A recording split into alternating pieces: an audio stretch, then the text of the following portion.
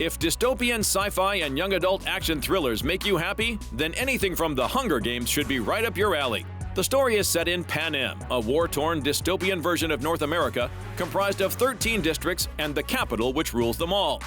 Each district has goods they produce for the capital and are numbered based on class, with District 1 being the wealthiest and most resource-rich, while the others are less so.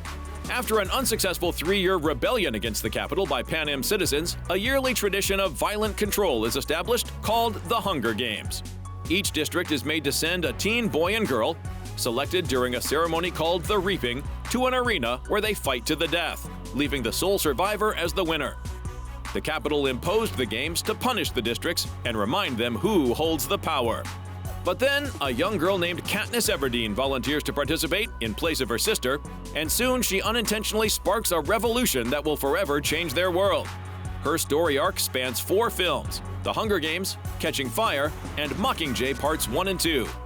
The franchise became so popular because it brilliantly exaggerates the excesses of our culture, most notably the way wealth is divided and the influence of reality TV, as the matches are broadcast live. It's a sense of where we might go as a culture.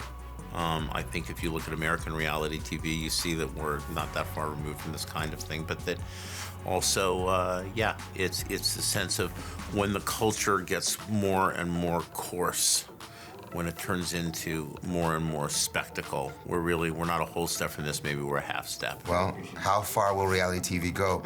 I mean, you see how it's escalated. Many of the shows, you see how it's grown in the last 10, 15 years. 50 years from now, what are we gonna have to show to keep people's attention, interests, That's right. Not only the reality TV thing, but the separation between the rich and the poor, the 99% against the 1%, and how you have movements all over the world now starting up, like Occupy Wall Street and whatnot, where that 99 is like, wait, hang on a second, we're not gonna go for this anymore. And that's kind of, over the course of the books as it evolves, it's kind of what happens, that people sort of rise up. It's an allegory of the particular kind of oligarchy of the privilege that we have here in this country at the moment. The idea for the Hunger Games came from the Roman Empire. It quite literally refers to the phrase "bred in circuses," as that's what the Romans used to control the masses, keeping them fed and providing gladiator matches for entertainment. In fact, the movie's fictional country is called Panem because that's the Latin word for bread. In the end, the franchise became a massive hit that launched Jennifer Lawrence's career to absolute stardom.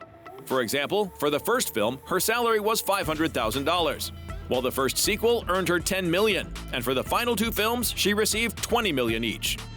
We conclude our visit to Panem with a life lesson from the late yet ever so wise Donald Sutherland.